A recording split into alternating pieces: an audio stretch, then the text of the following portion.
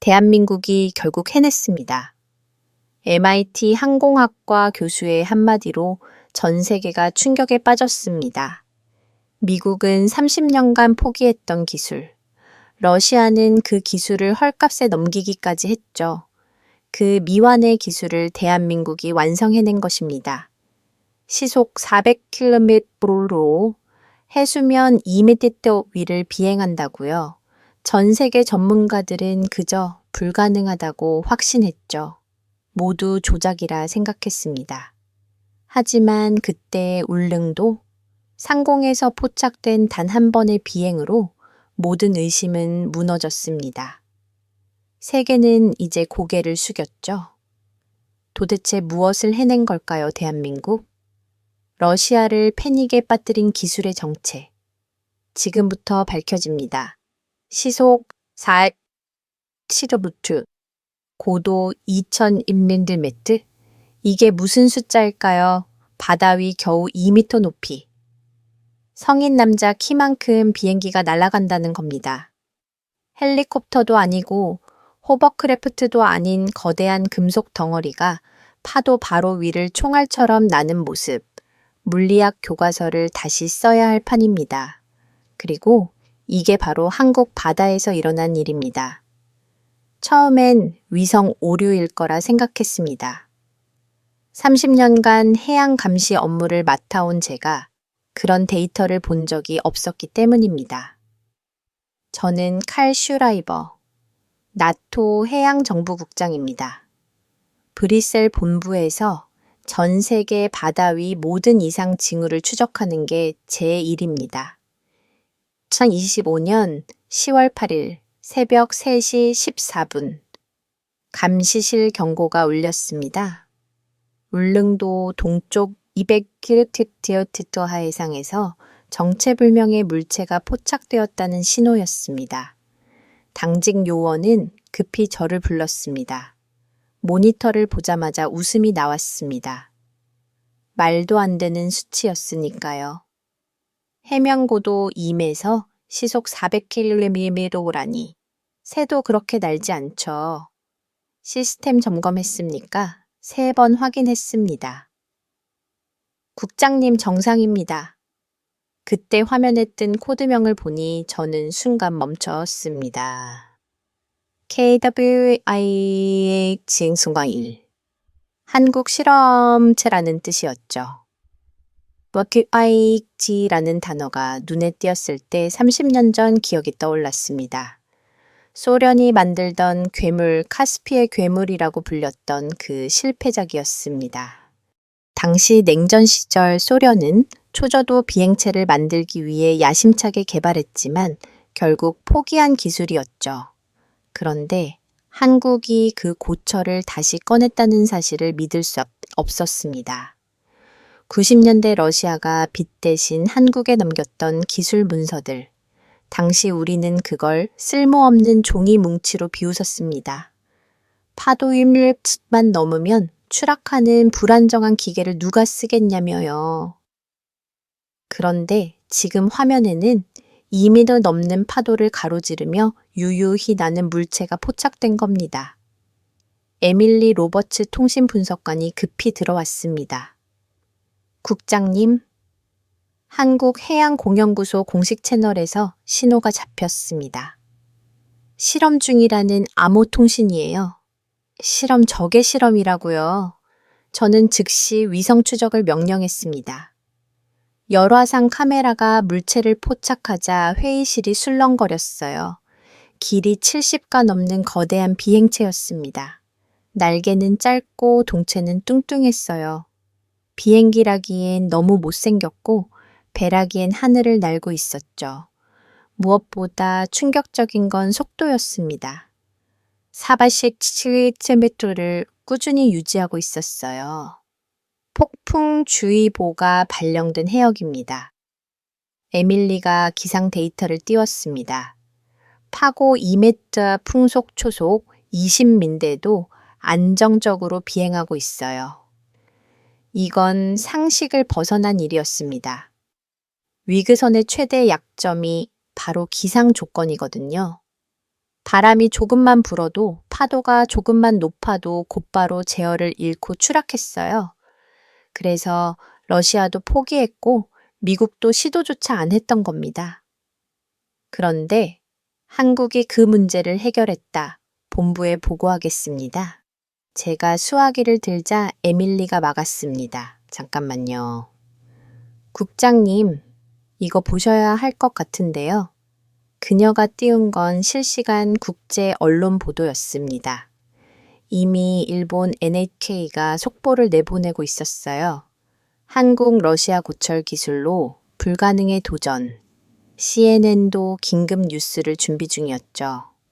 대한민국 수조원 규모 회상, 운송혁명 예고 수조원이라는 단어에 저는 움찔했습니다.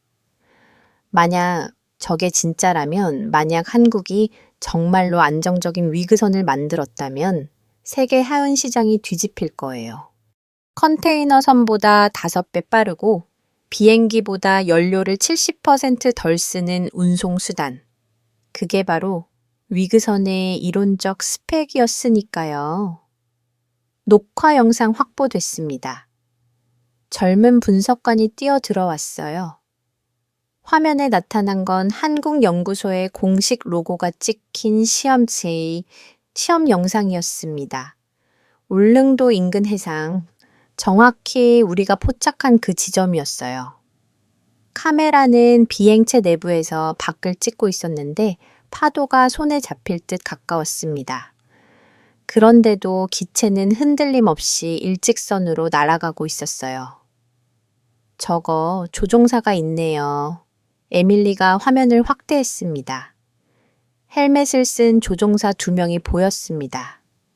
계기판에는 각종 수치가 빼곡히 표시돼 있었어요. 고도 2001밈, 속도 4, 교무, 연료 효율, 기존 선박 대비 8% 63% 믿기지 않는 숫자들이었습니다.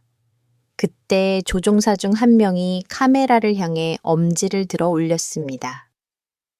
헬멧시저에 비친 얼굴이 순간 보였는데 동양인이 아니었어요. 금발의 서양인이었습니다.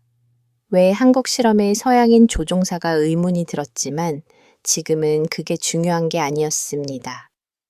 회의를 소집하세요. 저는 에밀리에게 지시했습니다. 기술위원회 정보분석팀, 그리고 미국 해군연 구청도요. 잠시 망설였습니다. 리처드 클라크, 그 오만한 자문관을 부르고 싶진 않았어요. 하지만 이 사안은 너무 컸습니다. 그들도 불러요. 아, 그리고 일본 파견단도요. 30분 후 긴급 화상회의가 열렸습니다. 크린네는 각국 전문가들의 얼굴이 떴어요. 그 중에서도 리처드의 비웃는 표정이 가장 먼저 눈에 들어왔습니다. 고철을 다시 주워서 날렸다고. 호들갑 일입니까? 슈라이버 국장 데이터를 보고 판단하시죠. 저는 차분히 영상을 공유했습니다.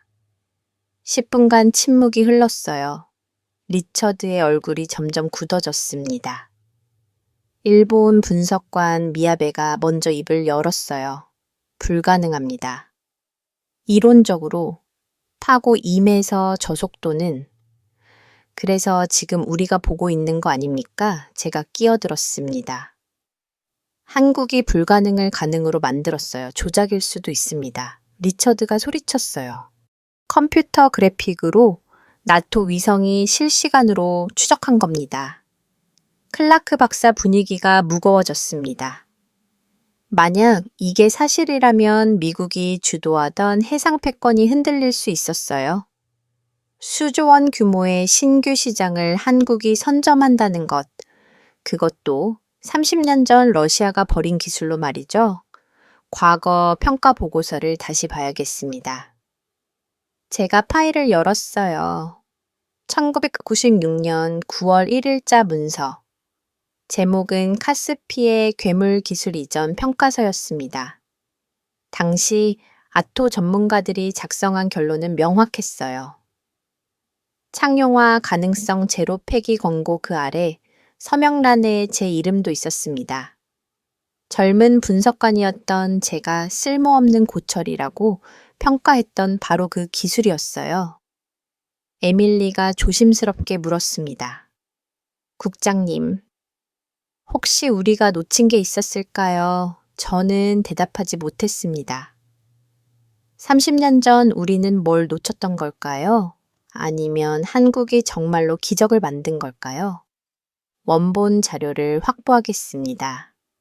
에밀리가 노트북을 챙기며 일어났어요. 한국연구소에 공식 요청을 보내고 울릉도 현지 데이터도 수집하겠습니다. 저는 고개를 끄덕였습니다. 그리고 다시 화면을 바라봤어요. 200km를 날아간 위그선은 이미 레이더에서 사라진 뒤였습니다. 하지만 그것이 남긴 파장은 이제 막 시작되고 있었어요. 고철이 부활했다. 저는 중얼거렸습니다. 아니, 어쩌면 고철이 아니었을지도 모릅니다. 우리가 고철이라고 단정했을 뿐 누군가에게는 보물이었을 수도 있으니까요. 그리고 한국은 그 가능성을 봤던 겁니다. 우리가 버린 30년 전 그날 그들은 주워서 품었던 거예요. 이제 알아내야 할 게 산더미였습니다.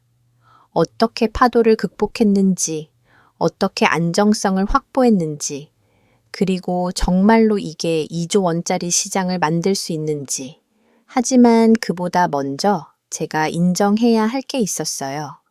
우리가 틀렸다는 것을요.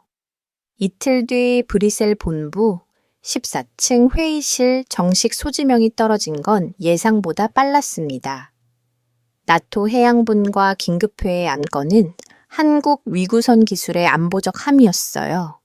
제가 회의실에 들어서자 이미 15명의 위원들이 자리를 채우고 있었습니다. 그런데 분위기가 심상치 않았어요. 다들 뭔가를 읽고 있었는데 표정이 하나같이 굳어 있었습니다. 늦었군요. 슈라이버 리처드 클라크가 비아냥거렸습니다. 이미 결론은 났습니다.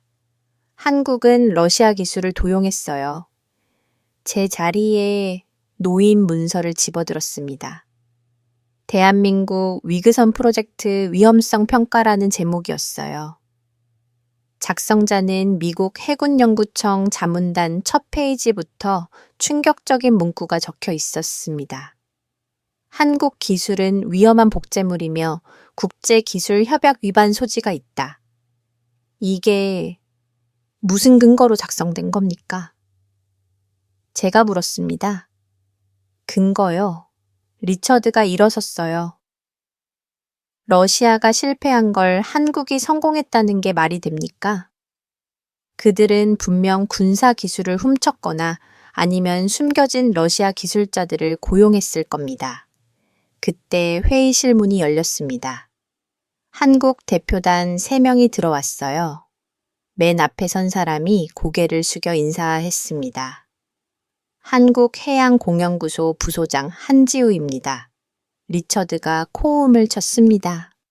때마침 오셨군요. 설명 좀 해주시죠. 30년 묵은 고철을 어떻게 띄웠는지 한지우 부소장이 차분히 대답했습니다. 저희는 정당하게 이전받은 기술을 개량했을 뿐입니다. 개량 리처드가 책상을 쳤어요. 그럼 왜 지금까지 숨겼습니까? 왜 국제사회에 알리지 않고 비밀리에 실험이 있죠? 숨긴 게 아닙니다. 아직 완성 단계가 거짓말, 리처드의 고함에 회의실이 얼어붙었습니다. 한국 대표단 중 한 명이 벌떡 일어났어요. 젊은 여성 연구원이었는데 눈빛이 날카로웠습니다. 무례야 하시군요. 증거도 없이 증거는 있습니다. 리처드가 세문서를 돌렸어요. 러시아 과학자 2명이 작년 한국을 방문했다는 기록입니다. 비자 목적은 기술 자문이었죠. 한지우 부소장이 한숨을 쉬었습니다. 그들은 과거 자료 해석을 도와준 것뿐입니다. 설계도가 러시아로 되어 있었으니까요. 변명입니다. 리처드가 소리쳤어요. 당신들은 군사 무기를 만들고 있어요. 분위기가 더욱 험악해졌습니다. 그때 제가 눈길을 끈 건 따로 있었어요. 참석자 명단 끝에 적힌 이름 미야베 하나. 일본 방위성 기술 분석관. 왜 일본이 이외이에? 게다가 미야베라는 이름이 왜 이렇게 익숙한 거죠? 잠깐 제가 손을 들었습니다. 리처드 당신 보고서에 따르면 한국 기술이 군사 전용 가능성이 있다고 했는데 구체적 근거가 뭡니까? 해면 2미터 비행이 가능하면 레이더 회피가 됩니다. 스텔스 무기가 될 수 있다는 거죠. 그건 추측 아닙니까? 추측. 리처드가 서류를 뒤적였어요. 여기 시뮬레이션 결과가 있습니다. 레이더 반사율이 기존 항공기 대비 80% 감소합니다. 그때 미야베가 조용히 손을 들었습니다. 저도 분석에 참여하고 싶습니다. 목소리를 듣는 순간 기억났습니다. 10년 전 동중국해 영유권 회의 당시 일본 대표단에 있던 신참 분석관이었어요.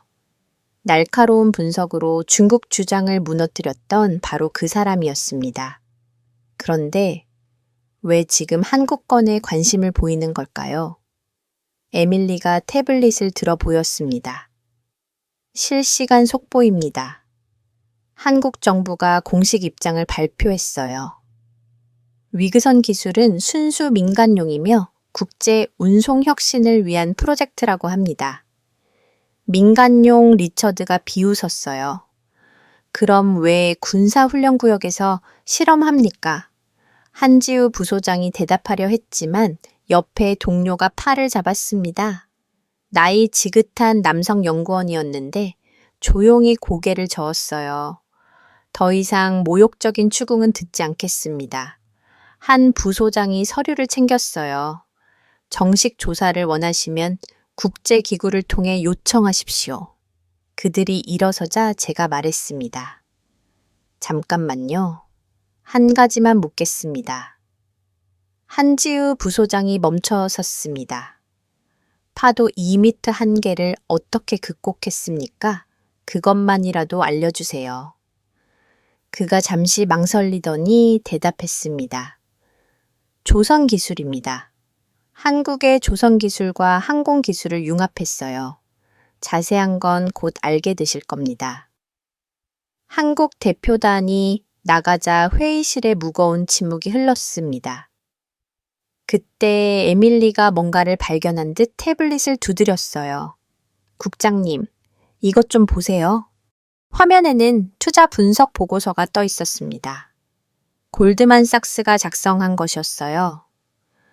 한국 위그선 기술의 잠재 가치라는 제목 아래에 충격적인 숫자가 적혀 있었습니다. 성공 시 예상 시장 규모 5조 원, 5조 원도 모르게 휘파람이 나왔습니다. 그러자 리처드의 얼굴이 붉어졌어요. 돈이 문제가 아닙니다. 안보가 걸린 문제라고요. 정말 안보 때문입니까? 제가 물었어요. 아니면 미국이 놓친 시장 때문입니까? 리처드가 주먹을 불끈 쥐었습니다. 그때 미야베가 끼어들었어요. 감정적으로 접근할 문제가 아닙니다. 저는 데이터를 직접 분석하고 싶어요. 슈라이버 국장님, 제가 팀에 합류해도 될까요? 순간 망설였습니다. 일본의 의도를 모르는 상황에서 섣불리 받아들이기 어려웠어요. 하지만 미야베의 분석 능력은 인정할 수밖에 없었습니다. 무엇보다 지금은 진실을 아는 게 우선이었어요. 좋습니다. 에밀리와 함께 작업하세요. 리처드가 코웃음을 쳤어요.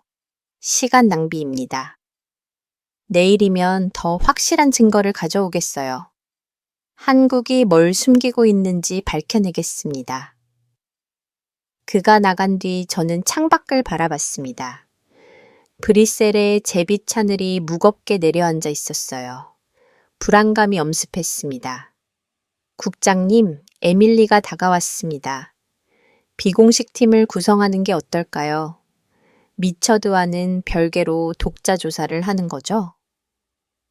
누구를 염두에 두고 있습니까? 미아베죠.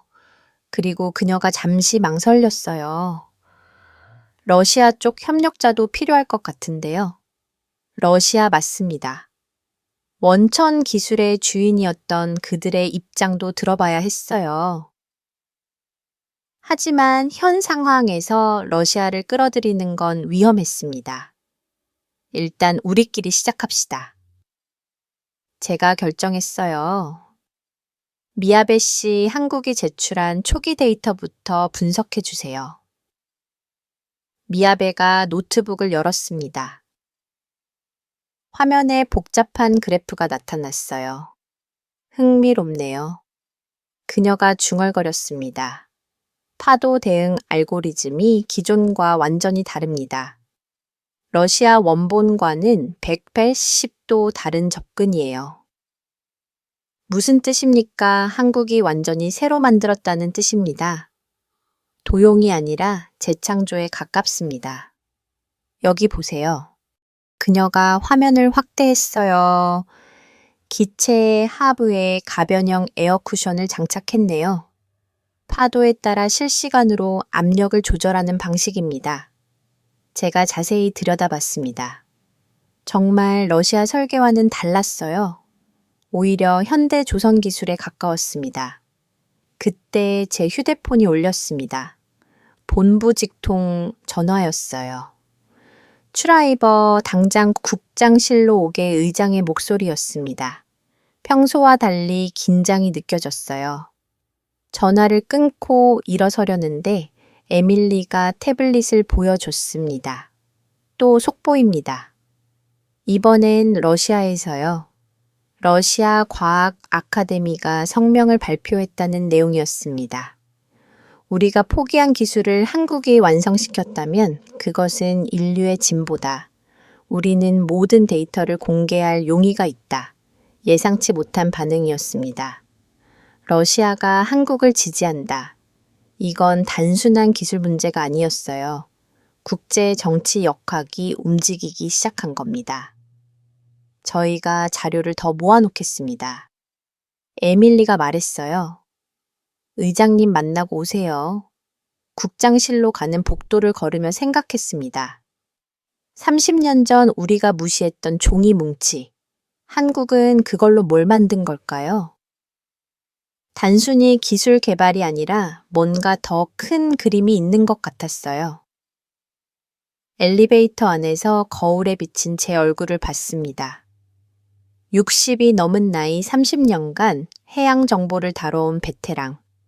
그런데 지금 저는 마치 신참 시절처럼 혼란스러웠습니다. 모든 게 불확실했어요.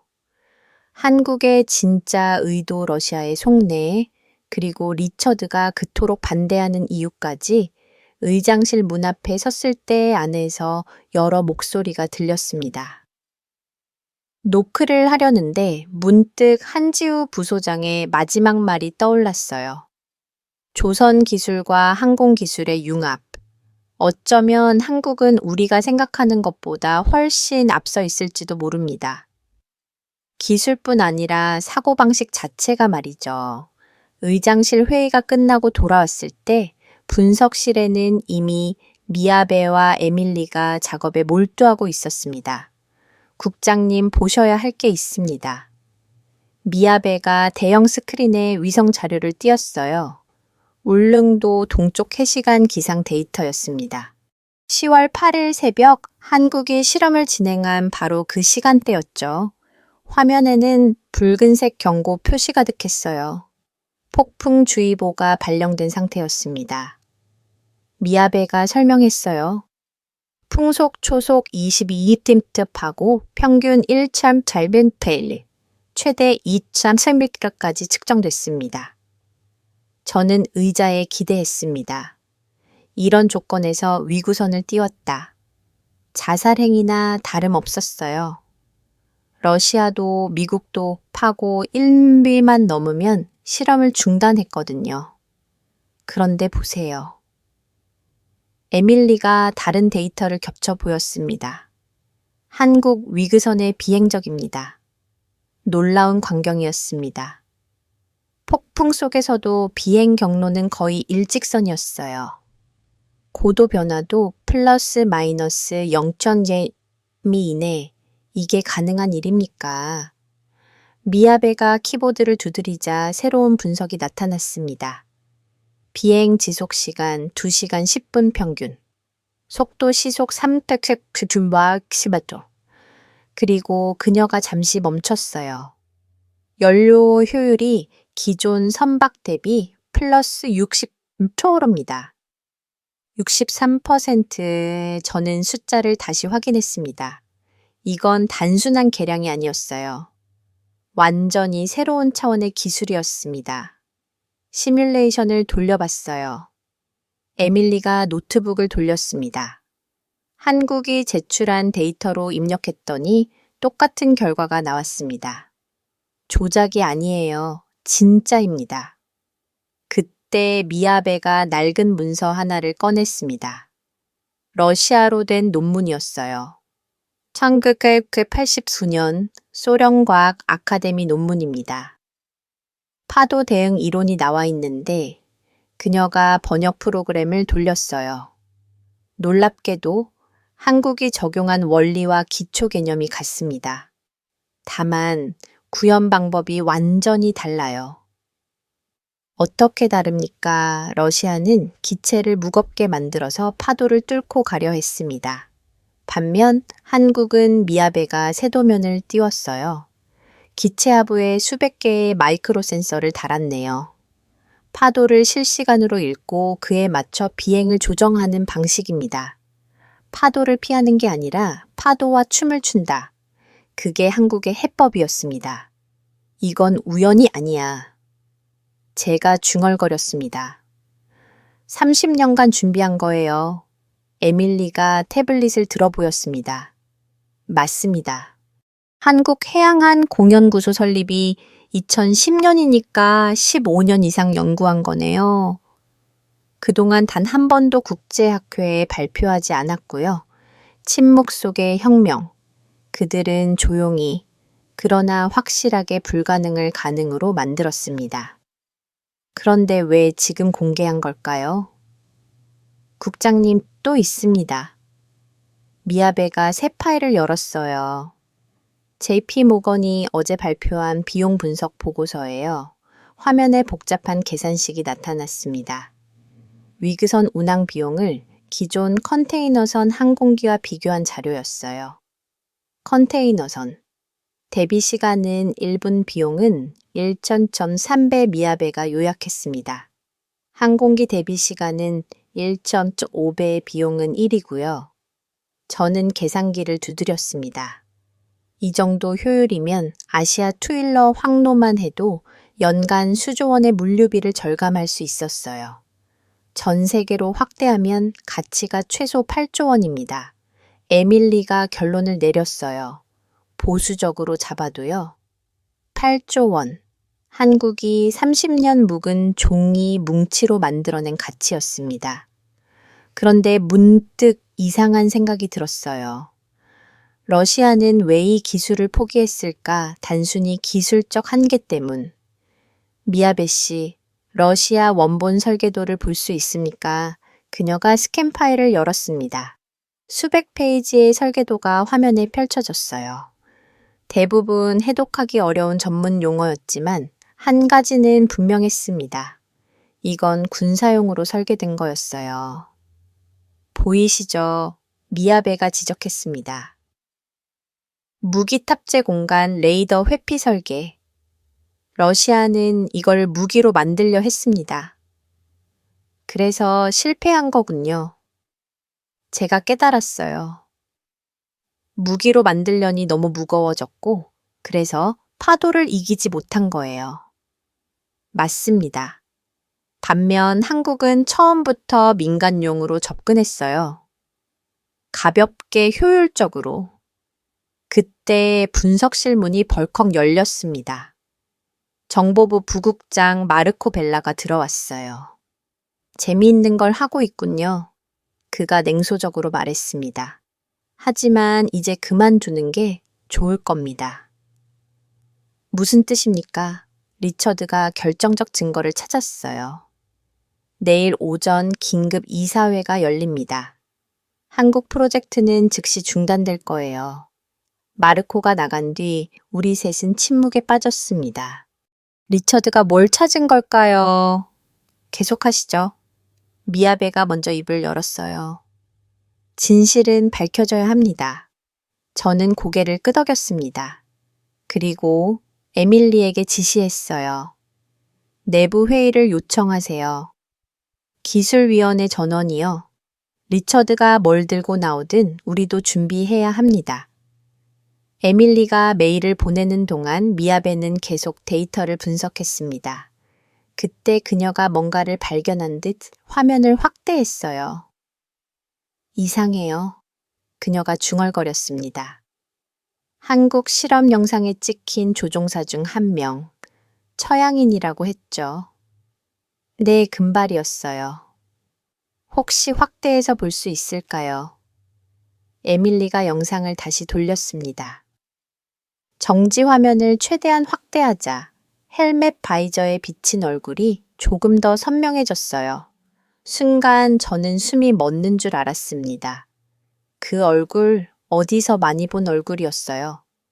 아니, 정확히는 매일 거울에서 보는 얼굴과 닮았습니다. 제 아들 알렉스와 똑같은 눈매였거든요. 국장님? 에밀리가 걱정스럽게 물었어요. 아니, 아무것도 아닙니다. 저는 재빨리 시선을 돌렸어요. 알렉스는 2년 전 연락이 끊겼습니다.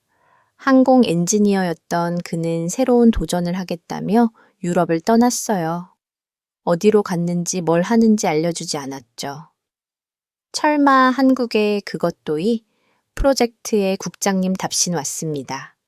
에밀리가 메일을 확인했어요. 내일 오전 7시 비공개 사전 회의를 하자고 합니다. 좋습니다. 저는 마음을 다 잡았어요. 오늘 밤까지 가능한 모든 자료를 준비하세요. 특히 경제성 분석을 중점적으로요. 기술적 우는요, 미야베가 물었습니다. 그것도 물론입니다. 하지만 저는 잠시 고민했어요. 결국 사람들을 움직이는 건 돈입니다. 8조 원이라는 숫자. 그게 가장 강력한 무기가 될 거예요. 밤이 깊어가는 브뤼셀. 우리 셋은 묵묵히 자료를 정리했습니다. 한국의 데이터 러시아의 원본, 그리고 경제 분석까지 진실의 조각들이 하나씩 맞춰지고 있었어요. 자정이 넘어서야 미야베가 노트북을 덮었습니다. 한국이 해냈네요. 그녀가 조용히 말했어요. 버려진 기술로 미래를 만들었어요. 저는 창밖을 바라봤습니다. 한국 그 작은 나라가 세계를 놀라게 했습니다. 내일 리처드가 뭘 들고 나올지 모르지만 한 가지는 확실했어요. 진실은 결국 드러나게 되어 있다는 것. 그리고 그 진실이 때로는 우리의 오만함을 부끄럽게 만든다는 것을요. 다음 날 아침 7시 비공개 사전 회의에 모인 건 8명 뿐이었습니다. 기술위원회 핵심 멤버들이 조용히 자리를 채웠는데 다들 표정이 어두웠어요. 리처드가 뭘 준비했는지 이미 소문이 돌고 있었거든요. 한국의 군사적 야심을 폭로할 결정적 증거라는 말과 함께요. 시작하죠. 제가 준비한 자료를 돌렸습니다. 리처드가 공격하기 전에 우리가 먼저 진실을 확인해야 합니다. 그때 회의실 문이 열리고 뜻밖의 인물이 들어왔어요. 나토 의장의 수석 보좌관이었습니다. 의장님이 보고 싶어 하십니다. 슈라이버 국장님, 지금 당장이요. 저는 에밀리와 눈을 마주쳤습니다. 뭔가 심상치 않았어요. 의장실로 가는 복도에서 보좌관이 봉투를 건넸습니다. 먼저 읽어보시고 들어가세요. 봉투 안에는 문서 한 장이 들어 있었습니다. 대한민국 위구선 프로젝트 2 군사 전용 증거라는 제목이었어요. 작성 시간은 오늘 새벽 3시 4분. 내용을 읽자마자 저는 멈춰섰습니다. 한국이 위구선에 미사일 발사대를 장착했다는 주장이었어요. 심지어 위성사진까지 첨부되어 있었습니다. 하지만 뭔가 이상했어요. 사진의 해상도가 지나치게 낮았고 각도도 부자연스러웠습니다. 의장실에 들어서자 리처드가 이미 와 있었습니다. 득이양한 표정으로 써 있었죠. 슈라이버, 이제 알겠습니까? 의장이 무거운 목소리로 물었어요. 한국이 우리를 속였다는 걸. 의장님, 이 보고서의 출처가 어딥니까? 그게 중요합니까? 리처드가 끼어들었어요. 증거가 여기 있는데 저는 보고서를 다시 살펴봤습니다. 그때 작은 디테일을 발견했어요. 문서 하단에 메타데이터가 살짝 보였는데 원본 작성자가 따로 있었습니다. 리처드, 이 보고서 당신이 직접 작성한 겁니까? 순간 그의 눈빛이 흔들렸어요. 물론입니다. 제가 분석한 자료를 토대로. 그럼 왜 메타데이터에는 다른 이름이 있죠? 의장이 문서를 가져가 확인했습니다. 표정이 굳어졌어요. 설명하시오. 클라크 박사. 그건 보조연구원이 타이핑을 도와준 것뿐입니다. 바로 그때 회의실 문이 열렸습니다. 미야베가 노트북을 들고 들어왔어요. 죄송합니다. 긴급한 발견이 있어서요. 그녀가 화면을 의장 앞에 놓았습니다. 이 보고서의 원본 파일을 추적했습니다. 화면에는 복잡한 로그 기록이 나타났어요. 파일의 수정 이력이 고스란히 드러났습니다. 첫 작성은 어제 오후 6시 워싱턴 본부 서버에서였습니다. 미야베가 설명했어요. 그리고 오늘 새벽 3시 4분에 마지막 수정이 있었는데 IP 주소가 리처드 박사의 개인 노트북과 일치합니다. 그게 어쨌다는 겁니까? 리처드가 목소리를 높였어요. 문제는 내용입니다. 미야베가 다른 파일을 열었어요. 원본과 수정본을 비교해 보니 핵심 내용이 완전히 바뀌었어요. 원본은 민간용 가능성을 분석한 보고서였는데 수정본은 군사 전용 증거로 둔갑했습니다. 의장의 얼굴이 붉어졌습니다. 클라크, 이게 사실입니까? 리처드가 주먹을 불끈 쥐었어요. 그러더니 갑자기 소리쳤습니다. 국가 안보를 위해서입니다. 한국이 위험한 기술을 개발하는 걸 막아야 합니다. 그래서 거짓 보고서를 만들었다 제가 물었어요. 거짓이 아닙니다. 가능성을 제기한 것뿐. 그때 에밀리가 급히 들어왔습니다. 국장님, 또 다른 증거를 찾았습니다. 그녀가 가져온 건 통화 녹취록이었어요. 어젯밤 리처드와 누군가의 대화였습니다. 이건 불법 도청입니다. 리처드가 항의했어요. 공개 훼손입니다. 에밀리가 정정했어요. 나토 본부 내선 통화는 모두 녹음됩니다. 규정이죠. 의장이 녹취록을 읽기 시작했습니다. 읽을수록 표정이 어두워졌어요. 대화 내용은 충격적이었습니다. 리처드가 누군가에게 한국 프로젝트를 막으면 미국 방산업체가 독점할 수 있다고 말하고 있었거든요. 심지어 보고서를 조작해서라도 막겠다는 대목도 있었습니다. 이럴 수가. 의장의 한숨을 쉬었어요. 클라크 당신은 사익을 위해 국제 안보 체계를 악용한 겁니까? 리처드의 얼굴이 창백해졌습니다. 그런데 갑자기 그가 웃기 시작했어요. 그래도 늦었습니다. 그가 말했어요. 이미 언론에 흘렸어요. 1시간 뒤면 전 세계가 한국의 위험한 야심을 알게 될 겁니다. 순간 회의실이 얼어붙었습니다. 언론에 나가면 사실 여부와 관계없이 한국 프로젝트는 타격을 받을 게 분명했어요. 미아벨 씨, 제가 급히 물었어요. 반박 자료를 준비할 수 있습니까? 이미 준비했습니다. 그녀가 USB를 꺼냈어요. 리처드 박사가 조작한 위성사진의 원본을 찾았어요. 실제로는 일반 화물 적재 장치였습니다. 의장이 결단을 내렸습니다. 즉시 언론 대응팀을 소집하시오. 그리고 클라크 박사는 직위 해제입니다. 이건 실수입니다. 리처드가 소리쳤어요. 한국을 믿다가 후회할 겁니다. 경비원들이 그를 데려가는 동안 저는 창밖을 바라봤습니다. 진실을 숨기려는 자와 밝히려는 자의 싸움.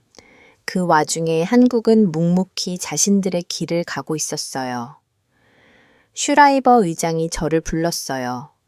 즉시 한국 측에 연락하시오. 공식 사과와 함께 협력 의사를 전하시오. 회의실을 나오자 미아베가 따라왔습니다. 국장님 궁금한 게 있습니다. 그녀가 조심스럽게 물었어요. 왜 처음부터 한국을 의심하지 않으셨죠? 저는 잠시 고민했습니다.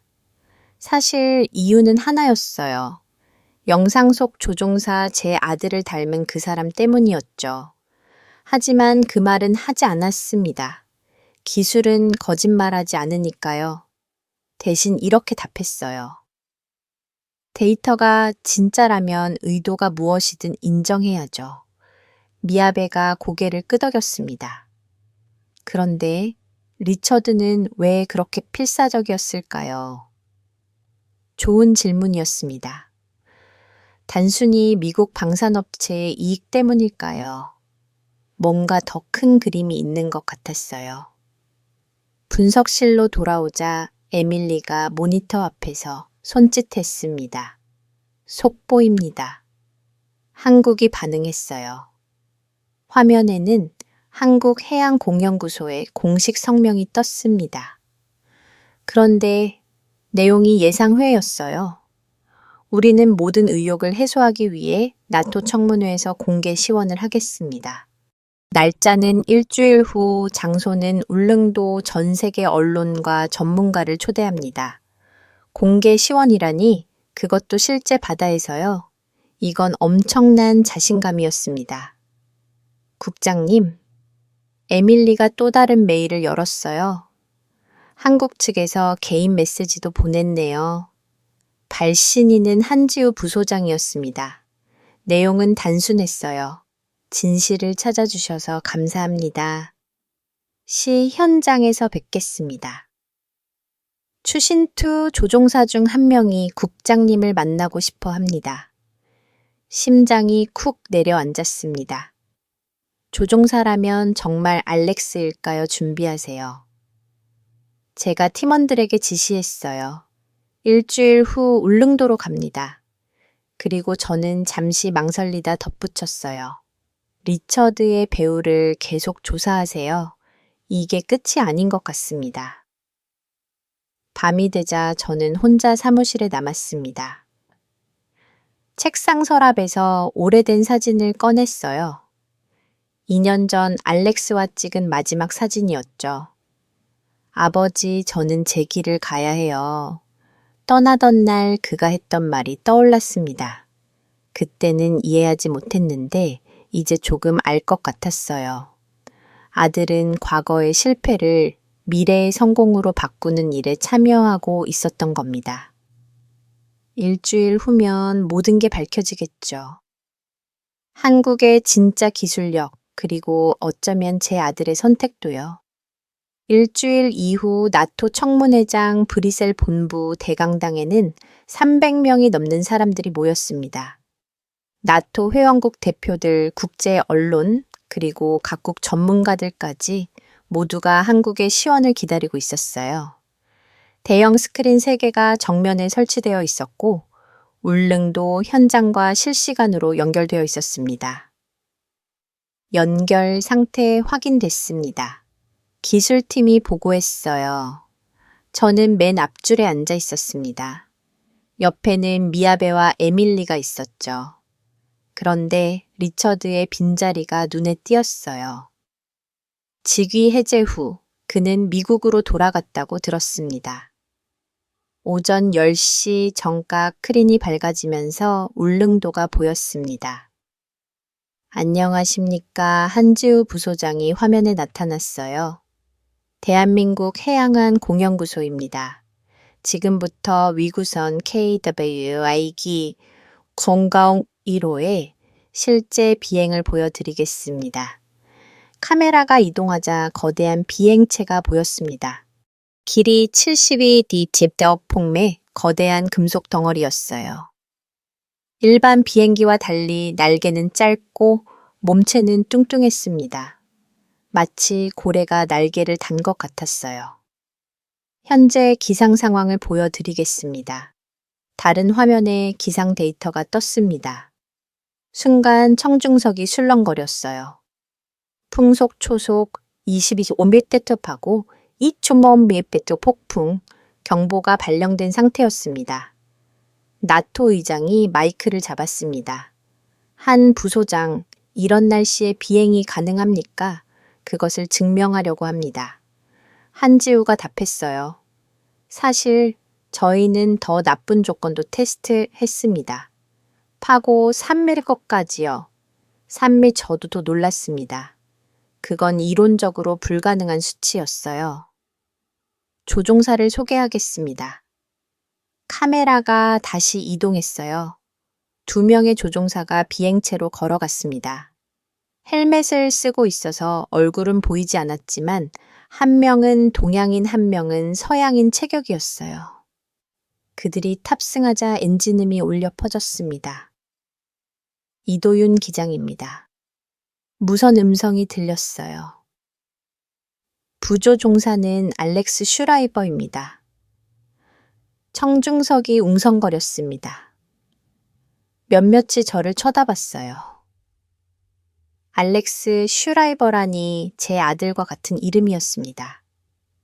아니, 정말 제 아들이었을까요? 이륙 준비 완료. 이도윤 기장의 목소리가 들렸어요. 위그선이 천천히 움직이기 시작했습니다. 처음에는 물 위를 미끄러지듯 나아갔어요. 속도가 시속 100km를 넘자 기체가 조금씩 떠오르기 시작했습니다. 고도 0.0 마일스의 범도 파도가 기체 바로 아래에서 부서지고 있었습니다. 너무 가까워서 물보라가 카메라 렌즈에 튀었어요. 그런데도 기체는 안정적이었습니다. 고도 2m 도달 순항 속도 진입합니다. 속도계가 올라가기 시작했어요. 200, 300, 300, 400km 및 믿기지 않는 속도였습니다. 그런데 더 놀라운 건 기체의 안정성이었어요. 2m 높이의 거대한 파도가 치솟아도 이그선은 유연하게 피해갔습니다. 지금 보시는 게 핵심 기술입니다. 한지우가 설명했어요. 기체 하부에 장착된 500개의 센서가 실시간으로 파도를 읽습니다. 그리고 인공지능이 1분 초 단위로 비행을 조정하죠. 화면이 분할되어 센서 데이터가 나타났습니다. 파도의 높이와 방향을 예측하는 복잡한 그래프였어요. 마치 기체가 파도와 춤을 추는 것 같았습니다. 이제 극한 테스트를 시작합니다. 이도윤 기장이 말했어요. 위그선이 방향을 틀었습니다. 정면으로 거대한 파도가 밀려오고 있었어요. 3밀리는 넘어 보였습니다. 청중석에서 비명소리가 들렸어요. 그런데 놀라운 일이 벌어졌습니다. 미선이 파도 직전에 살짝 기술을 들더니 파도의 경사면을 타고 올라갔어요. 정확히 파도 꼭대기에서 고도를 회복하고는 반대편으로 부드럽게 내려왔습니다. 박수가 터져 나왔습니다. 저도 모르게 손뼉을 쳤어요. 연료 효율 데이터입니다. 화면에 새로운 수치가 떴어요. 현재 시속 410km로 비행 중이며 연료 소비는 동급 컨테이너선의 37ppm입니다. 37%. 이건 혁명이었습니다. 같은 연료로 3배 가까운 거리를 갈 수 있다는 뜻이었어요. 그때 부조종사의 목소리가 들렸습니다. 여기는 알렉스 슈라이버입니다. 이제 가장 중요한 시연을 하겠습니다. 제 심장이 멎는 줄 알았어요. 그 목소리 틀림없이 제 아들이었습니다. 2년 만에 듣는 목소리였어요. 긴급 회피 기동을 시원하겠습니다. 실제 상황을 가정한 것입니다. 위그선이 속도를 높였습니다. 시속 4km/h. 그때 갑자기 측면에서 거대한 파도가 덮쳐왔어요. 예고 없는 이상 파도였습니다. 알렉스가 조종관을 잡았습니다.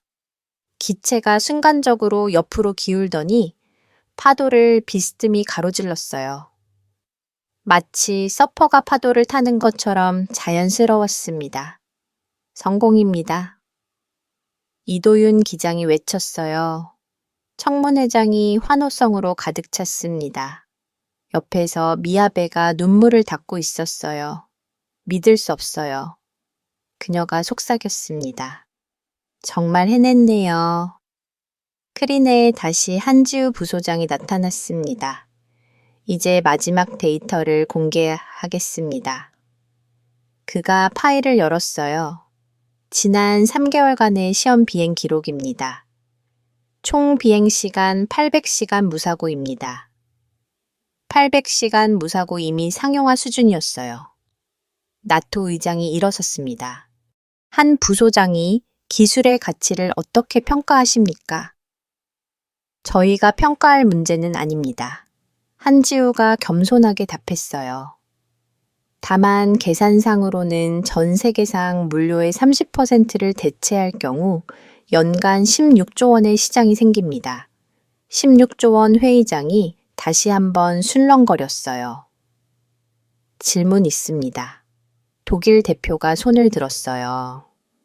군사 전용 가능성은 어떻습니까? 한지우가 미소를 지었습니다.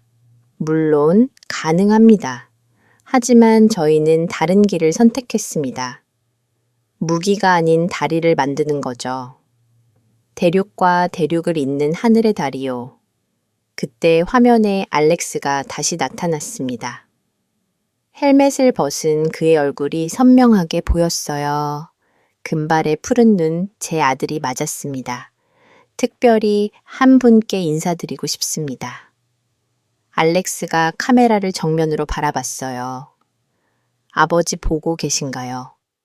30년 전 아버지가 버렸던 기술을 저는 되살리는 일에 참여했습니다. 이게 제가 선택한 길입니다. 순간 모든 시선이 저에게 쏠렸습니다. 저는 아무 말도 할 수 없었어요. 목이 메어 왔거든요. 아버지는 그때 틀리지 않았어요. 알렉스가 계속했습니다. 그때는 정말 불가능했으니까요. 하지만 한국은 포기하지 않았습니다. 30년을 기다리고 준비했죠. 그리고 저 같은 엔지니어들에게 기회를 줬습니다. 국적과 상관없이요. 화면에 다른 연구원들이 나타났습니다. 한국인, 미국인, 러시아인, 일본인, 다양한 국적의 엔지니어들이 함께 서 있었어요. 이것이 진짜 혁신입니다. 한지우가 마무리했어요. 경계를 넘어 함께 만드는 미래요. 시연이 끝나자 청문회장은 길립박수로 가득 찼습니다. 저도 일어섰어요. 그런데 다리에 힘이 풀려서 에밀리가 부축해야 했습니다.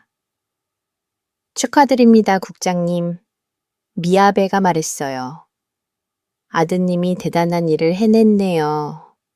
저는 고개를 끄덕였습니다. 그리고 생각했어요. 30년 전 제가 고철이라고 버린 기술을 제 아들이 보물로 되살렸다는 것. 이보다 더 극적인 반전이 있을까요? 나토 의장이 마이크를 잡았습니다. 오늘 우리는 역사를 목격했습니다. 그가 엄숙하게 선언했어요. 나토는 한국의 위그선 기술을 공식 인정합니다. 그리고 키그 프로젝트에 전면 협력할 것을 약속합니다. 공식 인정. 그 순간 한국은 수조원 시장의 문을 연 것이었습니다. 이건 진짜다. 제가 중얼거렸어요. 우리가 버린 고철을 그들은 황금으로 만들었어. 밖에서 취재진들이 몰려왔습니다. 하지만 저는 다른 생각에 빠져 있었어요. 곧 아들을 만날 텐데 뭐라고 해야 할까 미안하다고 자랑스럽다고. 아니 어쩌면 말은 필요 없을지도 모릅니다. 오늘 그가 하늘에서 보여준 비행이 이미 모든 걸 말해주고 있었으니까요. 청문회가 끝난 직후 나토 본부 전략 회의실 긴급 소집된 건 이번엔 완전히 다른 분위기였습니다. 한 달 전 의욕과 불신으로 가득했던 그 방이 이제는 기회와 가능성에 대한 열기로 들끓고 있었어요. 각국 대표들의 눈빛이 살아 있었습니다. 시작하겠습니다. 나토 의장이 의사봉을 두드렸어요. 안 꺾는 한국 위그선 기술의 활용 방안입니다. 미국 대표가 먼저 손을 들었습니다. 군사적 활용을 검토해야 합니다. 레이더 회피가 가능하다면 잠깐 제가 끼어들었어요. 그 길로 가면 또 실패합니다. 모두가 저를 쳐다봤습니다. 저는 준비한 자료를 스크린에 띄웠어요. 러시아가 왜 실패했는지 아십니까? 제가 물었습니다.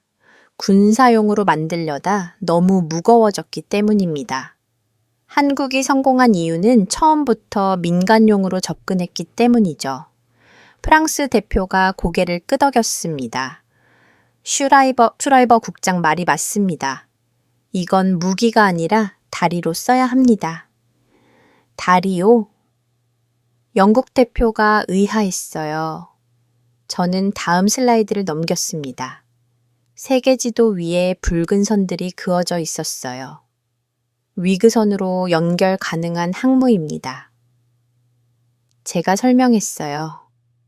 유럽 투아시아 아메리카, 투아시아 아프리카 투중동, 기존 하은 시간에 1불로 단축됩니다. 미야베가 손을 들었습니다.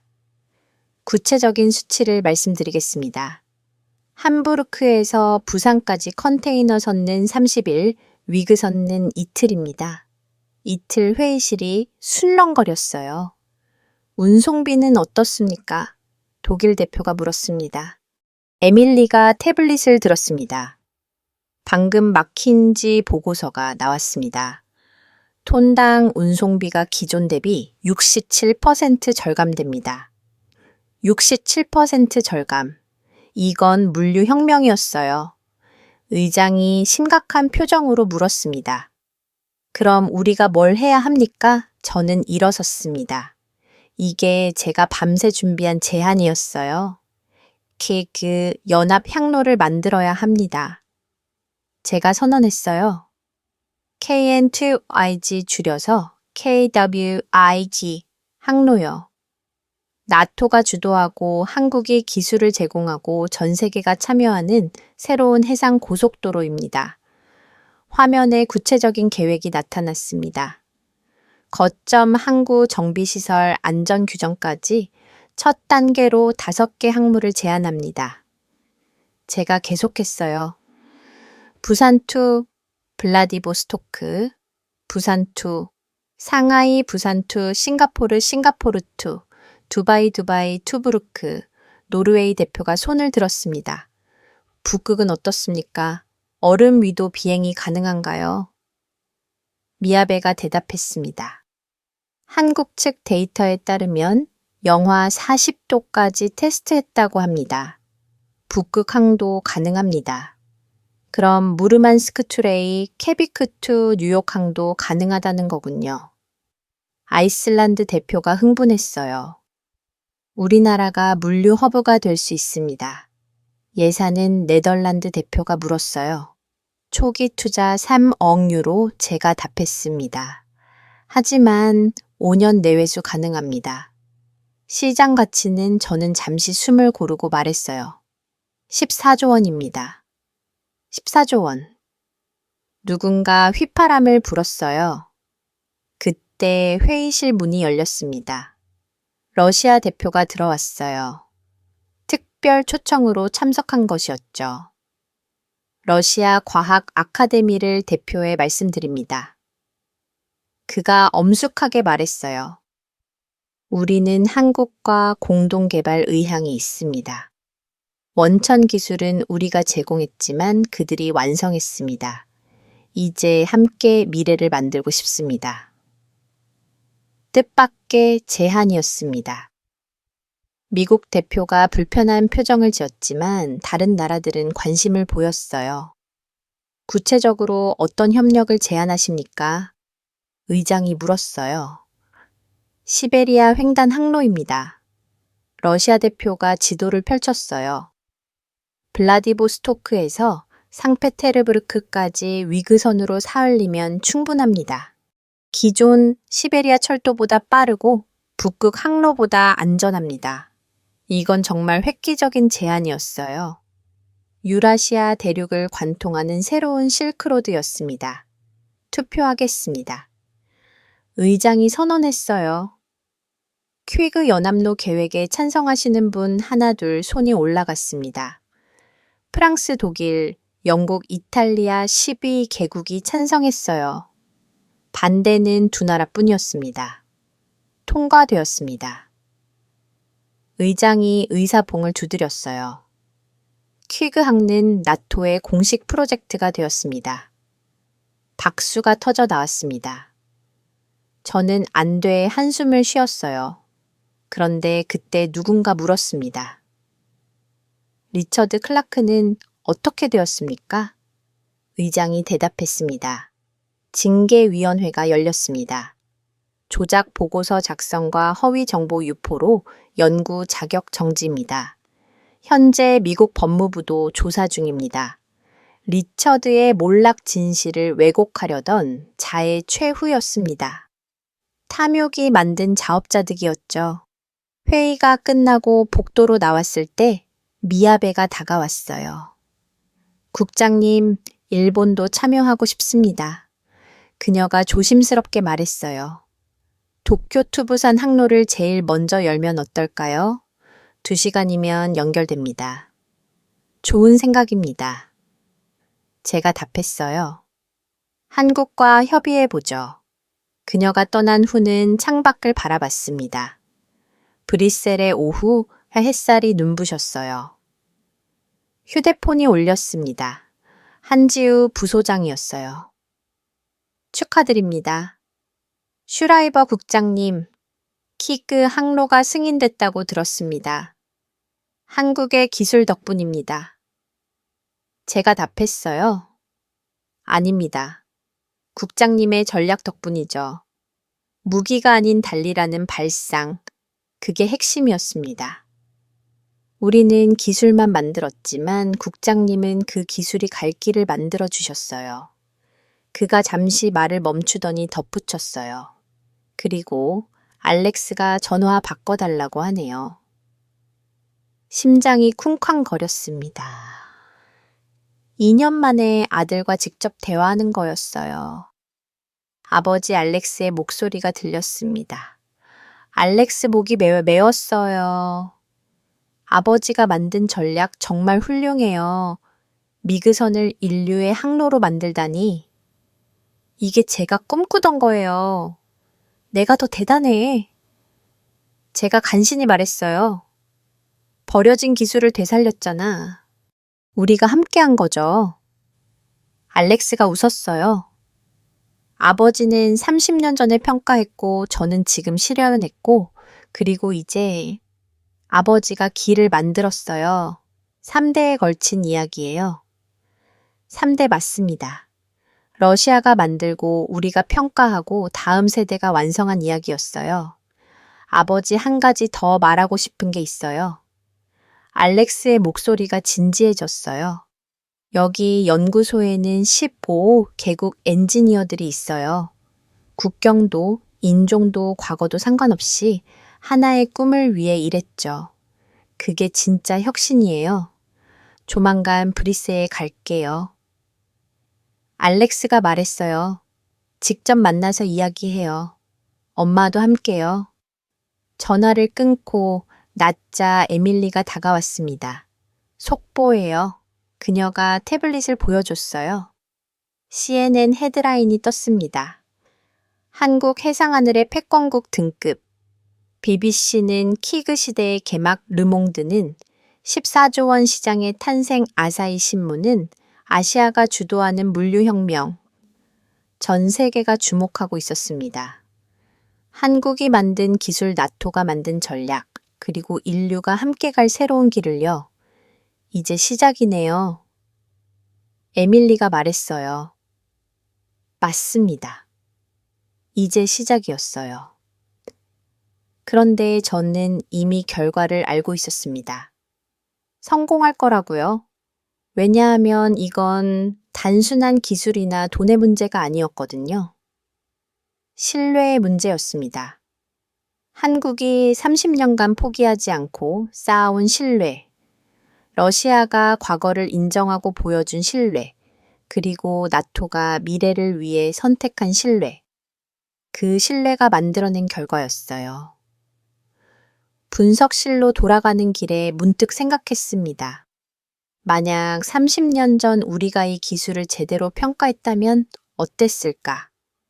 아니, 그랬다면 오늘 같은 혁신은 없었을 거예요. 때로는 실패도 필요한 법이니까요. 미래의 성공을 위한 실패 말입니다.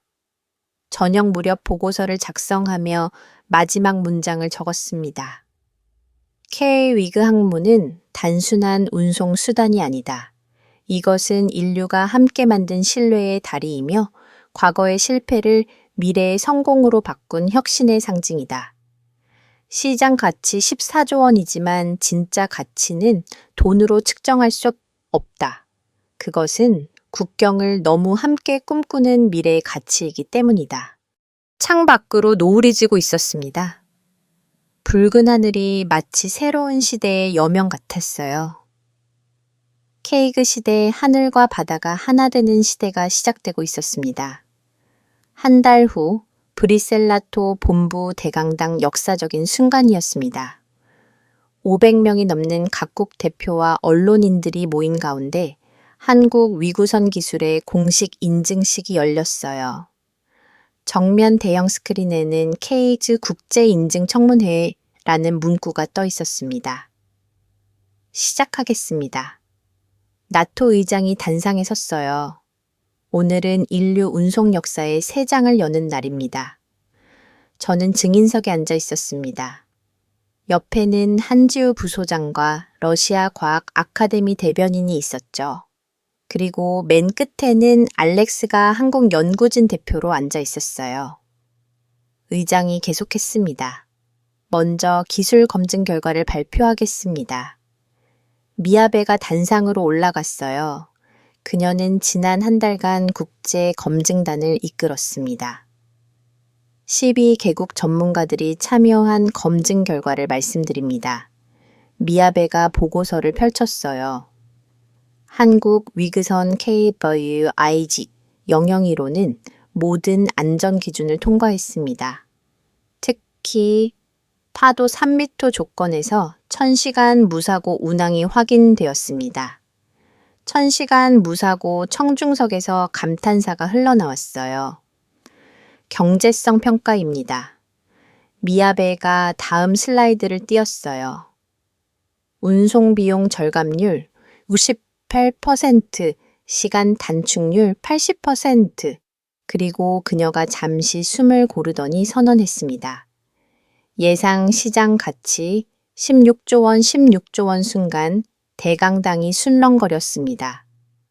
청중석 앞줄에 앉은 투자은행 관계자들이 급히 휴대폰을 꺼내 메시지를 보내기 시작했어요. 그때 러시아 대변인이 일어섰어요. 백발의 노학자였습니다. 러시아 과학 아카데미를 대표하여 말씀드립니다. 그가 엄숙한 목소리로 시작했어요. 30년 전 우리는 이 기술을 포기했습니다. 너무 어렵다고 불가능하다고 판단했죠. 하지만 그가 한지우 부소장을 바라봤습니다. 한국은 포기하지 않았습니다. 우리가 못한 일을 그들이 완성했어요. 이제 인정할 때입니다. 러시아 대변인이 문서를 들어 올렸습니다. 러시아 투나토 공동성명문입니다. 한국의 위그선 기술은 해면 비행 기술의 정점이며 그 인류적 가치를 인정한다. 박수가 터져 나왔습니다. 몇몇 러시아 과학자들이 눈물을 닦고 있었어요. 자신들이 만든 기술이 드디어 빛을 본 순간이었으니까요. 의장이 다시 마이크를 잡았습니다. 이제 공식 인증서를 수여하겠습니다. 한지우 부소장이 단상으로 올라갔어요. 의장이 인증서를 건넸습니다. 인증번호 KW 연길 의장이 낭독했어요. 대한민국은 세계 최초로 위구선 상용화에 성공한 국가로 인증합니다. 순간 대강당 전체가 일어섰습니다. 기립박수가 끝없이 이어졌어요. 한국 연구진들이 서로 껴고 있었고 몇몇은 울고 있었습니다. 청중석 곳곳에서 휴대폰 플래시가 터졌고 언론사 카메라들이 역사적 순간을 담기 위해 바쁘게 움직였어요. 잠깐 누군가 외쳤어요. 모두가 돌아봤습니다. 청중석 뒤편에서 있던 사람은 리처드 클라크였습니다. 해임된 그가 왜 여기에 이건 실수입니다. 리처드가 소리쳤어요. 한국이 군사기술을 숨기고 있어요. 경비원들이 다가가려 하자 의장이 손을 들어 제지했습니다. 클라크 박사, 당신은 이미 해임되었습니다. 증거가 있어요. 리처드가 USB를 흔들었어요. 한국이 비밀리에 그때 알렉스가 일어났습니다. 리처드 클라크. 알렉스가 차분하게 말했어요. 당신이 왜 그렇게 필사적인지 압니다. 당신이 투자한 미국 방산업체가 위그선 때문에 수조 원의 손실을 볼 거니까요. 청중석이 웅성거렸습니다. 리처드의 얼굴이 창백해졌어요. 알렉스가 자료를 스크린에 띄웠습니다. 당신의 주식 거래 내역입니다. 한국 프로젝트를 방해하면서 동시에 경쟁사 주식을 사들였죠. 리처드가 비틀거렸습니다. 완벽한 증거였어요. 이제 됐습니다. 의장이 단호하게 말했어요. 경비 그를 데려가시오. 리처드가 끌려가는 동안 저는 일어섰습니다. 이제 제 차례였어요. 슈라이버 국장 증언하시죠? 의장이 말했습니다. 저는 단상으로 올라가 마이크 앞에 섰습니다. 500개의 눈이 저를 바라보고 있었어요. 순간 다리가 떨렸지만 알렉스와 눈이 마주치자 힘이 났습니다. 30년 전 기술을 고철이라고 평가했습니다. 제가 시작했어요. 쓸모가 없다고 불가능하다고 단정했죠. 그게 제 인생 최대의 실수였습니다. 청중석이 조용해졌습니다. 몇몇 노년의 엔지니어들이 고개를 끄덕이고 있었어요. 그들도 비슷한 실수를 했던 사람들이었죠. 하지만 한국은 달랐습니다. 제가 계속했어요. 그들은 고철을 보물로 봤어요. 불가능을 가능성으로 봤죠. 그리고 30년을 투자했습니다. 묵묵히 끈질기게. 저는 알렉스를 바라봤습니다. 그리고 제 아들은 그 꿈에 동참했습니다. 국적도 과거도 상관없이 오직 미래를 위해서요. 몇몇 사람들이 손수건을 꺼냈습니다. 청중석 한쪽에서는 홀쩍이는 소리도 들렸어요. 이건 단순한 기술이 아닙니다. 제가 목소리를 높였어요. 이건 믿음의 역사입니다. 포기하지 않는 믿음, 함께하는 믿음, 그리고 미래를 만드는 믿음이요. 저는 준비한 보고서를 들어 올렸습니다. 제가 작성한 최종 평가서입니다. 읽어드리겠습니다. 심호흡을 하고 읽기 시작했어요. 한국은 버려진 종이에서 16조 원의 가치를 창출했다. 하지만 진짜 가치는 그게 아니다. 그들은 불신을 신뢰로, 경쟁을 협력으로, 과거의 실패를 미래의 성공으로 바꿨다. 위그선은 단순한 운송수단이 아니라 인류가 함께 갈 수 있다는 증명이다. 1년 동안 대강당은 침묵에 잠겨 있었어요. 우리 세대가 버린 걸 다음 세대가 살렸다. 제가 마지막 문장을 읽었어요. 이제 우리가 할 일은 그들이 만든 미래를 함께 걷는 것이다. 보고서를 내려놓자 한 사람이 박수를 치기 시작했습니다. 러시아 대변인이었어요. 그리고 하나둘 박수가 번졌습니다. 강당 전체가 우레와 같은 박수로 가득 찼어요. 몇몇은 일어서서 박수를 쳤고 곧 전체가 길립박수를 보냈습니다. 한지우 부소장이 단상으로 올라왔습니다. 슈라이버 국장님 한국을 대표해서 감사드립니다. 그가 깊이 인사했어요. 국장님이 진실을 지켜주셨기에 오늘이 있었습니다. 그때 대형 스크린에 실시간 영상이 떴습니다. 울릉도였어요. 수십 대의 위그선이 하늘로 떠오르고 있었습니다. 첫 상호 문항입니다. 한지우가 설명했어요. 부산에서 후크후카까지 1시간 후면 도착합니다. 청중들이 환호했습니다. 역사적인 순간이었어요. 퀴그 시대가 정말로 시작된 겁니다. 미야베가 속보를 전했습니다. 방금 일본 정부가 발표했습니다. 도쿄, 서울 투 베이징을 잇는 동부가 위그선 네트워크를 구축하겠다고요. 이어서 독일, 프랑스, 영국도 참여를 선언했습니다.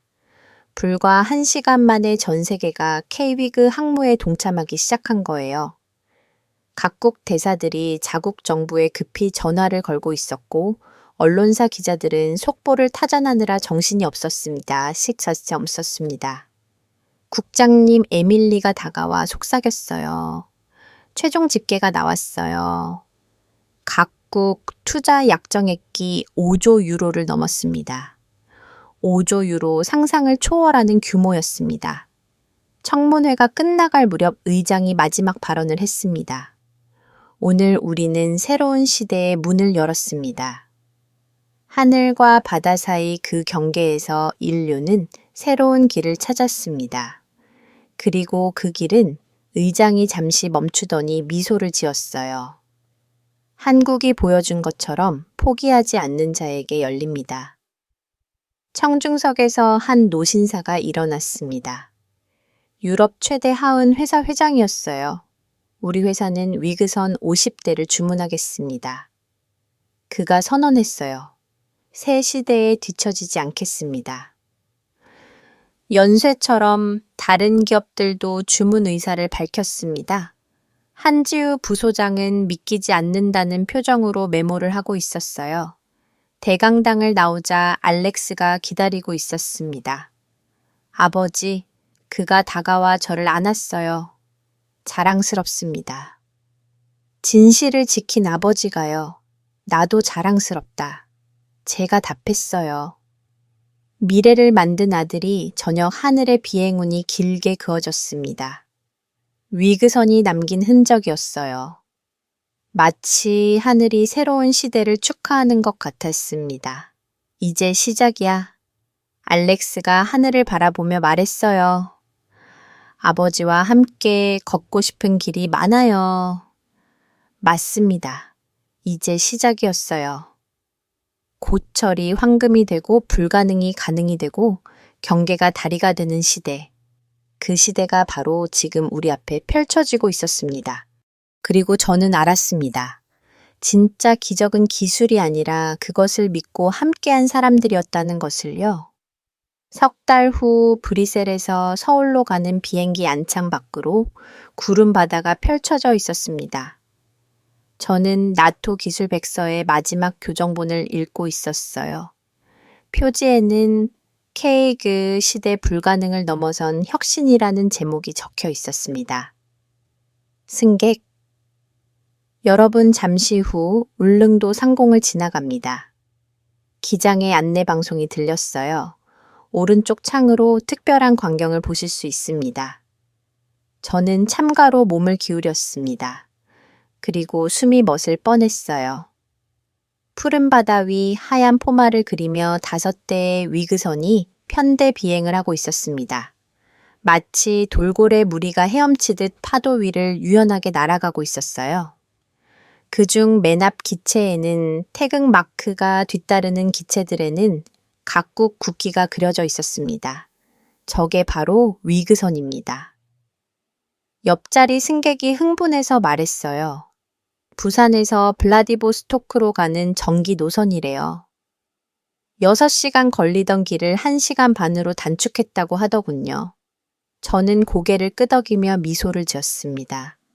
그 사람은 제가 누군지 모르겠지만 저는 저 광경이 얼마나 특별한지 누구보다 잘 알고 있었어요. 휴대폰을 꺼내 알렉스가 보낸 이메일을 다시 읽었습니다. 아버지, 오늘 100번째 상업 비행입니다. 무사고 기록을 이어가고 있어요. 다음 달에는 태평양 횡단 노선도 열립니다. 샌프란시스코에서 도쿄까지 4시간이면 충분해요. 그리고 러시아 팀과 함께 개발한 극지방용 위구선도 완성 단계입니다. 북극 항로의 꿈이 현실이 되고 있어요. 북극 항로 1년 전만 해도 상상할 수 없던 일이었습니다. 서울 인천 공항에 도착하자 한 지우 부소장이 마중 나와 있었어요. 환영합니다. 슈라이버 국장님, 한국 방문은 처음이시죠? 네, 부끄럽게도 처음입니다. 오늘 특별한 걸 보여드리려고요. 그가 안내한 곳은 인천항이었습니다. 거대한 조선소가 보였는데 간판이 인상적이었어요. 한국 토나토 위그선 제작소 안으로 들어가자 놀라운 광경이 펼쳐졌습니다. 축구장 10개 크기의 공장에서 수십 대의 위그선이 동시에 만들어지고 있었어요. 한국인, 러시아인, 유럽인, 미국인 각국 엔지니어들이 한 팀이 되어 일하고 있었습니다. 하루 한 대씩 생산합니다. 한지우가 설명했어요. 올해만 365대, 내년엔 2배로 늘릴 계획입니다. 생산 라인을 지나가다 익숙한 얼굴을 발견했습니다. 알렉스였어요.